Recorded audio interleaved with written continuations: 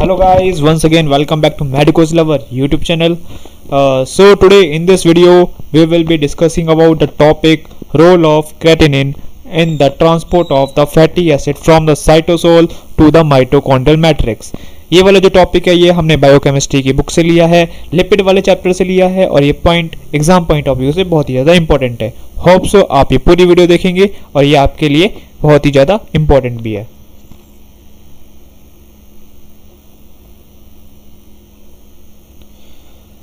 तो सबसे पहले हमें ये जानना है ये इंपॉर्टेंट क्यों है. जो हमारे लॉन्ग चेन फैटी एसिड्स होते हैं उनको माइटोकॉन्ड्रियल मैट्रिक्स में जाना ये इसलिए इंपॉर्टेंट होता है. इनका जो फर्दर बीटा ऑक्सीडेशन होगा जो कि हमारी नेक्स्ट वीडियो होगी उसमें हम देखेंगे किस तरीके से जो लॉन्ग चेन फैटी एसिड्स होते हैं वो स्मॉल चेन फैटी एसिड में कन्वर्ट होते हैं और फर्दर उसका बायोसिंथेसिस होता है जो कि हम बीटा ऑक्सीडेशन में पढ़ेंगे. तो उसको जानने से पहले हमें ये पता होना चाहिए कि जो लॉन्ग चेन फैटी एसिड्स हैं वो हमारे आउटर माइटोकॉन्ड्रियल मेम्ब्रेन यानी कि साइटोसोल से माइटोकॉन्ड्रियल मैट्रिक्स में वो कैसे जाते हैं. तो उसको जानने के लिए अब हम स्टार्ट करते हैं. लॉन्ग चेन फैटी एसिड जो होते हैं उनको हमें जो माइटोकॉन्ड्रियल मैट्रिक्स में पहुंचाने के लिए सबसे पहले उसको हमें क्या करना पड़ेगा, एक्टिव करना पड़ेगा. लॉन्ग चेन फैटी एसिड्स अब एक्टिव कैसे होंगे उसको हम with the help of ATP और जो हमारा यहाँ पे एंजाइम यूज होगा वो होगा असाइल कोएंजाइमेज सिंथेटेज. अब लॉन्ग चेन फैटी एसिड वो कन्वर्ट हो जाएंगे हमारे फैटी असाइल कोएंजाइम ए में. फैटी असाइल कोएंजाइमेज सब कन्वर्ट हो जाएंगे.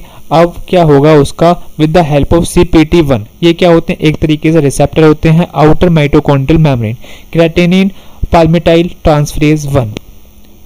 अब फैटी असाइल कोएंजाइम में वो कन्वर्ट हो जाएगा कोएंजाइम ए सिंथेटेज में. ये कहाँ पे हो रहा है, आउटर माइटोकॉन्ड्रियल की मेम्ब्रेन में हो रहा है.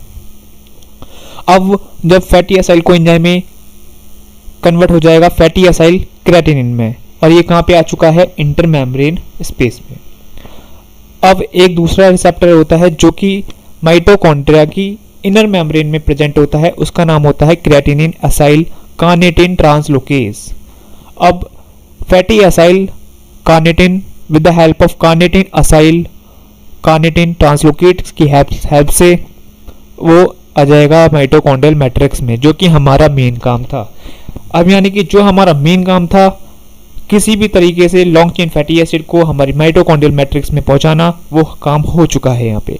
लेकिन यहाँ पे अभी एक दिक्कत आ गई है. यहाँ पे जो है हमारे पास फैटी असाइल कोएंजाइम ए नहीं है, हमारे पास है फैटी असाइल कार्निटिन. अब जो फैटी असाइल कार्निटिन है with the help of the CPT2 receptor, यहाँ पे थे हमारे CPT1 रिसेप्टर. CPT2 रिसेप्टर यानी कि कार्निटिन पाल्मिटाइल ट्रांसलोकेज 2 रिसेप्टर वो क्या करेंगे हमारे फैटी असाइल कार्निटिन को कन्वर्ट कर देंगे कार्निटिन में और जो हमारा फैटी असाइल कार्निटिन होगा वो किस में हो कन्वर्ट हो जाएगा हमारा फैटी असाइल कोएंजाइम में जो कि हमारा रिक्वायर्ड प्रोसेस था. और यहाँ with the help of coenzyme synthetase.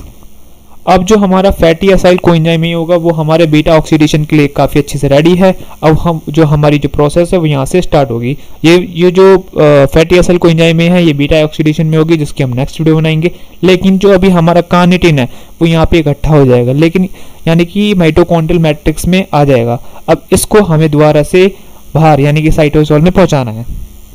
अब ये कैसे पहुंचेगा, इसके लिए जो एंजाइम हमारे पास है वो है कार्निटिन एसिटाइल ट्रांसफरेज. ये क्या करेगा, जो हमारा एसिटाइल ग्रुप था वो कोएंजाइम में सिंथेटेज में कन्वर्ट हो जाएगा और ये कार्निटिन दोबारा से एसिटाइल कार्निटिन में कन्वर्ट हो जाएगा. अब हमें तो एसिटाइल को कार्निटिन को डायरेक्ट यहाँ पे पहुंचाना था लेकिन हम यहाँ पे डायरेक्ट कार्निटिन को नहीं पास आउट कर पाएंगे. इसके लिए हम क्या करेंगे, with let's be talk about the theory of the carnitine shuttle. This is called the structure of the carnitine. It is important in fatty acid metabolism. Carnitin aids in transport of the long chain fatty acid into the mitochondria for the beta oxidation. Carnitin is derived from the diet or biosynthesized from the lysine and the methionine amino acid. It is required because mitochondrial membrane is impermeable to the long chain fatty acids, but medium and short chain fatty acid can be passed through. However, it is done. I hope so आप लोगों को ये पूरा जो topic है वो समझ में आया होगा. अगर आपको ये वाला टॉपिक समझ में आया है तो नीचे लाइक करना ना भूलें. Thank you.